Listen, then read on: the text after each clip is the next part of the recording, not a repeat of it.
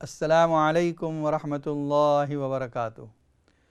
ناظرین کرام، بریک کے بعد پھر یہ پروگرام کا سلسلہ جاری ہے۔ اگر آپ کے ذہن میں کوئی سوال ہے تو آپ بھی اسٹوڈیو کے نمبر پر فون کر کے معلوم کر سکتے ہیں، یا اگر کسی پریشانی کا حل چاہتے ہیں تو قرآن و سنت کی روشنی میں انشاءاللہ آپ کی پریشانی کا حل بتایا جائے گا۔ جو تذکرہ چل رہا تھا سورہ زخرف میں حضرت موسیٰ علیہ السلام کا، تو فرعون نے علی الاعلان لوگوں کے سامنے یہ بات کہی، وَنَادَى فِرْعَوْنُ فِي قَوْمِهِ قَالَ يَا قَوْمِ أَلَيْسَ لِي مُلْكُ مِصْرَ وَهَٰذِهِ الْأَنْهَارُ تَجْرِي مِن تَحْتِي۔ قوم کے سامنے اس نے اعلان کیا، کیا یہ ملک مصر کی حکومت میری نہیں ہے؟ یہ نہریں میرے محل کے نیچے سے بہہ رہی ہیں۔ افلا تبصرون، تم دیکھتے نہیں ہو؟ یعنی مقصد یہ تھا کہ موسیٰ علیہ السلام کو دیکھو، ان کے پاس کوئی مال و دولت نہیں، کوئی جاہ و حشم نہیں، اور میری حالت کو دیکھو، میرے پاس اللہ نے حکومت عطا کی ہے، میرے پاس سلطنت ہے، اور میں مالک ہوں اس کا، ملک مصر پر ہوں۔ تاریخ میں لکھا ہے کہ ایک بادشاہ نے جب یہ آیت پڑھی تو اس کے ذہن میں یہ سوال، یہ بات پیدا ہوئی کہ اچھا ملک مصر پر اس کو اتنا ناز تھا۔ ملک مصر ان کی گورنمنٹ کے انڈر میں تھا۔ انہوں نے کہا، حکم دیا کہ جاؤ مصر کے اندر اور سب سے ذلیل آدمی کو پکڑ کر لے آؤ، یعنی اس کا کوئی ویلیو نہ ہو، کوئی اسٹیٹس نہ ہو، ایسا ذلیل آدمی۔ پولیس گئی اور تلاش کرتے کرتے کرتے ایک آدمی کو انہوں نے کہا یہ سب سے زیادہ ذلیل آدمی ہے۔ وہ آدمی نشے میں پورا ٹن تھا، اور جو گندا پانی کا نالا بہہ رہا تھا اس کے پاس پڑا ہوا تھا، پیر اس کے اندر پانی کے اندر تھا، کپڑے گندے، بال بکھرے ہوئے۔ اس کو اٹھا کر لے آئے۔ بادشاہ سلامت نے کہا جاؤ اس کو اچھی طرح نہلاؤ دھلاؤ، اس کی کیفیت بدل دو، اس کو اچھے کپڑے پہنا کر لاؤ۔ جب سامنے لایا گیا تو بادشاہ نے کہا کہ آج سے تم ملک مصر کے گورنر بنا دیے جاتے ہو، یہ بتانے کے لیے کہ جس حکومت پر فرعون کو ناز تھا، آج مصر کے سب سے ذلیل شخص کو ہم نے حکمران بنا دیا ہے۔ احمد ابن طولون اس کا نام تھا۔ کہتے ہیں کہ بعد میں اللہ تعالیٰ نے اس کو کیا صلاحیت دی کہ اس نے ایک عرصے تک مصر کا نظام سنبھالا۔ ایک کالر لائن پر موجود ہے۔ السلام علیکم ورحمۃ اللہ وبرکاتہ۔ وعلیکم السلام۔ فرمائیے۔ You are on the line. جی آپ لائن پر ہیں۔ جی would it be okay if I could ask the question in English please, but Yes, go on. if the reply could be in Urdu? Yes, okay, go on. Okay. So could you please tell me the ruling of fidya if my grandmother who's passed away now many years ago, she's never kept any fast due to illness from a very young age. So in all her life she's never kept any fast. How would the fidya work for her now? I mean, would we have to do that for her, or how would it work? And if you could please explain that in Urdu, please. And how old was she? I think about 65. Okay, 64. Okay, انشاءاللہ بتاتے ہیں آپ کو۔ Okay. السلام علیکم۔ دیکھیے، جو پچھلے روزے ان کی زندگی میں چھوٹے ہیں، ہر روزے کا فدیہ دیا جائے، اور ایک روزے کا فدیہ ایک فطرانے کے برابر ہے۔ تو جب سے بالغ ہوئی ہیں وہاں سے لے کر سمجھو وہ 14 ایئرس کو نکال دیں تو 50 سال کے روزے کا فدیہ بنتا ہے۔ 50 ایئرس 50 ٹائمز 30 آپ گن لیں، تقریباً 1500 روزے بن جاتے ہیں، وہ 1500 روزے۔ اور 1500 کو اگر آپ 2 پاؤنڈ سے بھی ضرب دیں تو تقریباً 3000 پاؤنڈ بن جائیں گے۔ تو آپ تمام روزوں کا فدیہ آہستہ آہستہ بھی دے سکتے ہیں، ضروری نہیں کہ ایک ساتھ ہی دینا ہے، بلکہ آہستہ آہستہ بھی یہ فدیے دیے جا سکتے ہیں۔ کبھی کسی وقت 500 دے دیے، کسی وقت 100 پاؤنڈ، کسی وقت 50 پاؤنڈ، لیکن حساب کر لیا آپ نے، بس اب آہستہ آہستہ دیتے رہیں اور امید رکھیں کہ آپ ان کی طرف سے پورا دے سکیں۔ اگر کوئی مرنے والا اپنی زندگی میں یعنی مرنے سے پہلے وصیت کر کے جائے کہ میرے مال میں سے فدیہ ادا کرنا، تب تو وارثوں پر ضروری ہے، لازم ہے کہ فدیہ ادا کریں۔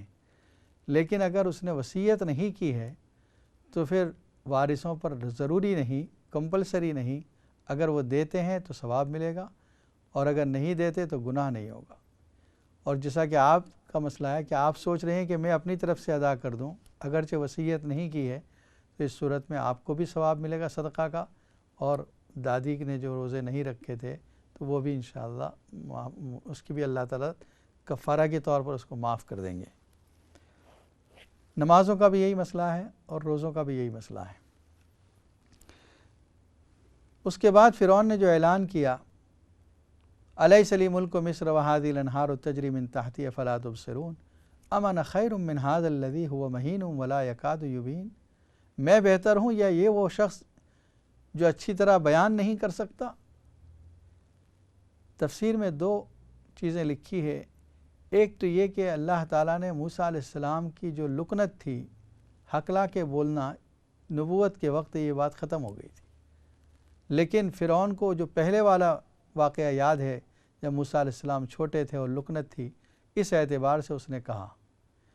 یا دوسرا یہ کہ فرعون کے کہنے کا مطلب یہ تھا کہ ان کے پاس ایسے ایویڈنس نہیں کہ صاف طور پر بیان کر سکے، اپنی بات کو پروف کر سکے، حالانکہ موسیٰ علیہ السلام نے بڑے دلیلوں سے سمجھایا تھا۔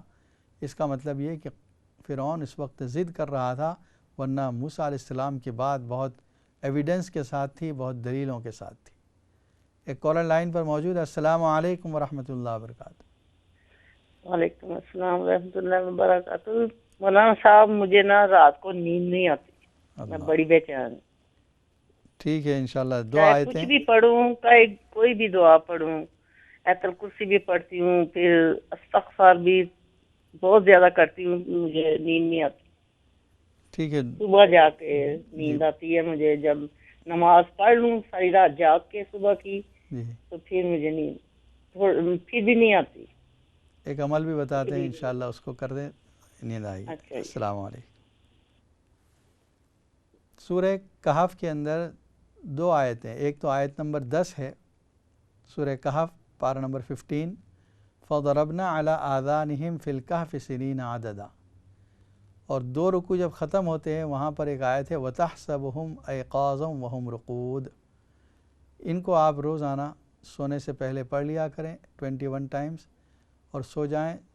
زیتون کا جو تیل ہوتا ہے، اصلی زیتون کا تیل، اس کو اپنے تلوے پر تھوڑا سا مل لیں، پاؤں کے نیچے کے حصے میں انگلی سے تھوڑی دیر 5 منٹ مل لیں، تو انشاءاللہ نیند آسان ہو جائے گی، آسانی سے آئے گی۔ اللہ تعالیٰ تمام پریشان حالوں کی پریشانیوں کو دور فرمائیں، اور تمام وہ لوگ جو بے نکاح ہیں ان کے نکاح آسان فرمائیں، اور تمام وہ لوگ جو بے اولاد ہیں اللہ تعالیٰ ان کو اولاد صالح عطا فرمائیں۔ اللہم صلی علی سیدنا محمد وعلی آل سیدنا محمد وبارک وسلم۔ ربنا ظلمنا انفسنا وإن لم تغفر لنا وترحمنا لنكونن من الخاسرین۔ اللہم اعنا علی ذکرک وشکرک وحسن عبادتک۔ اللہم انا نسألک العفو والعافیہ والمعافاة الدائمہ فی الدین والدنیا والآخرہ۔ اے اللہ ہمارے گناہوں کو معاف فرما، خطاؤں سے درگزر فرما، ہر شر سے، مصیبت سے، حادثات سے ہماری حفاظت فرما۔ ہم میں جو بیمار ہو ان سب کو شفاء کاملہ عاجلہ عطا فرما، جو پریشان حال ہیں ان کی پریشانیوں کو دور فرما۔ اے اللہ جو مکان کے بارے میں پریشان ہیں ان کے مکان کا انتظام فرما دے۔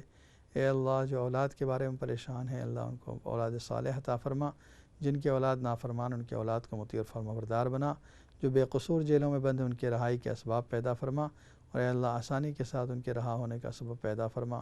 اے اللہ جن لوگوں نے دعاؤں کے لیے کہا ہے، لکھا ہے یا ہم سے توقع کر رہے ہیں، ان کی جائز مقاصد میں کامیابی عطا فرما۔